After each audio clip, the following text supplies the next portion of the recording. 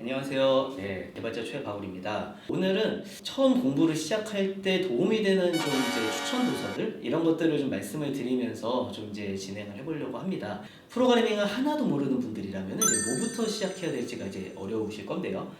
일단 입문서는 총 4권을 소개해 드릴 건데요. 동일한 주제를 2권씩 소개를 드립니다. 책마다 좀 단점들이 있어요.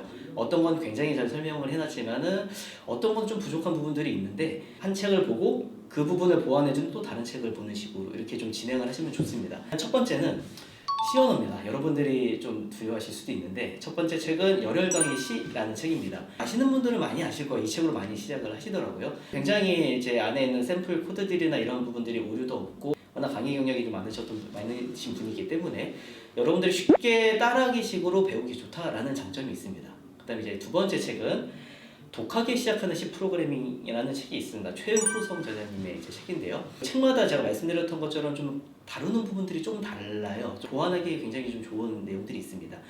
이 2권의 책을 소개해드린 이유는 다 C 언어 책이죠. 여러분들이 어려우실 수도 있지만은 어떻게 보면은 이 프로그래밍의 좀 근간이 되는 언어라고 저는 생각을 합니다. 그래서 여러분들이 실제 개발은 다른 언어로 공부를 이제 하고 취업을 하게 되더라도 이 C 언어에 대한 기본은 갖추는 게 굉장히 중요하다고 생각을 합니다.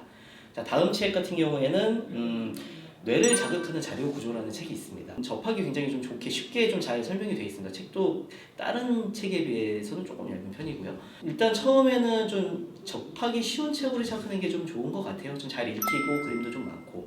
그 다음에 두 번째는 열혈강의 자료구조. 결국에는 C 언어 책 다음에 이제 자료구조 알고리즘 책이죠. 이게 학교에서 컴퓨터공학을 전공한다라면은 다 배우셨을 물론 내용이기는 한데 컴퓨터공학 전공 안 하신 분들도 있으니까 이 4권의 책이 중요한 이유는 프로그래머로서 생각하는 이 힘을 좀 길러줍니다. 아, 내가 처음에는 전혀 개발에 관심이 없던 사람이었는데 이 책들을 공부를 하면서 따라하면서 아, 이게 프로그램이라는 게 이렇게 만들어지는구나. 아, 이런 식으로 생각을 해야 문제가 풀리는구나. 이런 부분들을 좀 많이 얻어가실 수 있을 거예요.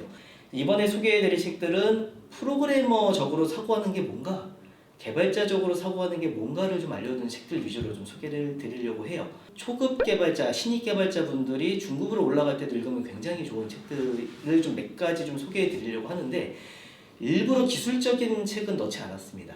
대체 뭐가 문제야? 라는 책이 있습니다. 이게 굉장히 얇은 책이에요. 그래서 먼저 소개해드리고요. 굉장히 읽기가 굉장히 편합니다. 자, 앞부분에 이런 내용이 있습니다. 어떤 책이 있는데 서문이 굉장히 지루해요. 사람들이 아무도 안 읽어요. 서문을 안 읽고 다 1장부터 막 읽기 시작을 해요. 여기서 이 책을 쓴 사람은 고민에 빠져요. 도대체 뭐가 문제지? 왜 서문을 아무도 안 읽을까? 사람들이 지루해서 안 읽는 거겠죠? 그랬더니 이 사람은 서문을 없애고 서문을 1장이라고 만들었어요. 1장을 2장으로 바꿨어요. 서문이 1장이 된 거죠. 아, 이러면 많이 볼 거야. 사람들이 1장부터 봤으니까. 그랬더니 이제 또 당연히 새로운 문제가 발생을 하겠죠. 사람들이 1장을 안 읽어요. 1장이 너무 지루하니까 넘기고 2장부터 읽는 거예요. 그랬더니 또 이 책을 쓴 사람은 도대체 뭐가 문제지? 왜 1장으로 바꿨는데 1장을 안 보지? 1장을 결국에는 이제 빼버리고 2장을 다시 1장으로 돌려놓습니다. 서문이 지루한 서문이 이제 없어진 거죠. 이런 류의 이제 여러 가지 사고하는 방법들 얘기하면서 아, 뭐가 문제인지 정말 프로그래밍적으로도 어떤 게 문제인지를 진짜 좀 사고할 수 있는 통찰력을 좀 길러주는 책입니다. 이제 두 번째 책은 조엘 소프트웨어라는 책이 있습니다. 이거는 조엘 스폴스키라는 분이 쓴 책인데 아마 개발에 관심이 있으신 분들은 좀 아실 수 있는 스택 오버플로라는 이제 사이트를 창시하신 분이고요. 개발자로서 살아가면서 이렇게 좀 생각할 수 있는 여러 가지 이제 주제들을 가지고 굉장히 이렇게 편하게 블로그 읽듯이 이렇게 좀 글들을 모아놓은 책들입니다. 여기서 이제 인상 깊게 제가 읽은 글이 있었는데 졸업 전에 반드시 글쓰기를 배워라. 그리고 졸업 전에 C 언어를 배워라. 이렇게 유명한 사람조차도 글쓰기, 그 다음에 C 언어 이런 부분들에 대한 참 중요성을 강조한다는 게 참 재미난 것 같아요. 자, 이제 세 번째 책은 읽기 좋은 코드가 좋은 코드다. 저도 많이 좀 경험한 건데 자기 코드를 과시용으로 짜시는 분들이 있어요. 굉장히 멋있게 뭔가 어려운 기술들을 막 써가지고 막 짰는데 남이 보니까 하나도 이해가 안 돼요. 되게 어려워요. 읽기가 굉장히 어렵고 이런 코드들을 제가 많이 현업에서도 많이 봐요. 근데 이 책이 얘기해 주는 거는 결국에는 읽기 좋은 코드가 좋은 코드다. 여러분들 이런 경험 아마 있으실 거예요. 자기가 코드를 2주 전에 짰는데 만들었는데 2주 뒤에 보니까 내용을 하나도 모르겠어. 왜 이렇게 이게 누가 만들었지? 내가 만든 거 맞나? 이 책에 왜 이 코드에는 왜 이렇게 주석이 많지? 하나도 이해가 안 되지? 이게 다 이런 습관들이 안 되어 있기 때문에 나오는 현상이거든요. 그래서 진정한 좋은 코드가 무엇인가라는 부분을 좀 생각하게 해주는 이런 책입니다. 다음은 조금 어려우실 수도 있는데 제 나름에는 좀 바이블이라고 생각하는 책입니다. 코드 컴플릿이라는 책이 있습니다. 이름 자체가 코드의 완성이에요. 좋은 코드를 만드는 습관이 무엇인지, 설계를 할 때 뭘 고려를 해야 되는지, 혹은 뭐 함수나 변수 이름을 어떻게 짓는 게 좋은지, 최적화는 어떻게 하면 좋은지 굉장히 많은 내용들을 다 방면에 거쳐서 세밀하게 짚어준 책입니다. 개발을 준비를 하시든 이미 개발자시든 안 보셨다면 지금 바로 보셔야 되는 책이라고 저는 이제 강력하게 추천을 드리는 책입니다.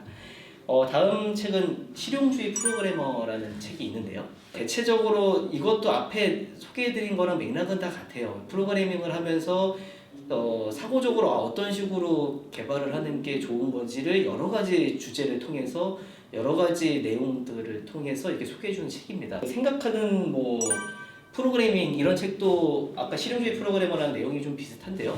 어떤 사람이 로그인을 하려고 암호를 입력하는데 앉아서 입력을 하면 로그인에 성공을 해요. 근데 서서 입력을 하면은 로그인에 실패를 해요. 이런 문제를 이제 다뤄요. 이거를 어떻게 해결해 갔는가 이런 접근 방법들의 이런 내용들도 여기 담겨져 있어요. 굉장히 재미난 내용들이 많이 있으니까 좀 보시면 좋을 것 같고요. 마지막으로는 해커 화가라는 책이 있습니다. 제목 자체가 재밌죠. 이거는 프로그래밍 책이라기보다는 인문학 책이라고 보셔도 무방하시긴 한데 다양한 좀 사고의 전환을 좀 이제 주는 이런 내용들을 많이 얘기해 주는데 예를 들면 100년 후에 프로그래밍 언어가 뭐가 있을까? 모범적으로 불량한 태도는 무엇일까? 이런 되게 상반되는 내용인데 되게 재밌죠. 정말 시간이 좀 걸리더라도 다 옆에 두고 하나씩 다 읽으셨으면 좋겠고요. 제가 내용들이 보면은 다 기술적인 내용은 제가 없다고 말씀드렸잖아요. 초급에서 이제 중급으로 이제 가는 과정에는 다 사람마다 다르잖아요. 개발해야 되는 언어도 다르고 개발해야 되는 자기 일도 다르고 이제 원하는 회사도 다 다르실 거예요. 그러다 보면은 그쪽에 이제 원하는 언어를 공부를 하고 그쪽 기술을 하시게 될 건데 제가 소개해드렸던 책들은 그 근간이 되는 토양을 만들어주는 책들이에요. 그래서 여러분들이 그 여러 분야에 대한 부분들은 나중 시리즈에서 조금씩 이제 설명을 드리더라도 정말 이 근간이 되는 자기 토양을 좀 비옥하게 만들어주는 이런 책들은 꾸준히 학습을 하시면 좋겠다라는 생각에서 소개를 해드렸습니다. 네, 오늘 준비한 컨텐츠 여기까지고요. 정말 여러분들이 원하고 많이 이제 옹호해 주시고 정말 이 콘텐츠를 많이 아껴 주시면은 계속 좋은 내용들을 많이 만들어 드리도록 하겠습니다. 좋아요랑 구독 잊지 말아 주시고요. 네, 다음 편에서 다시 뵙겠습니다. 감사합니다.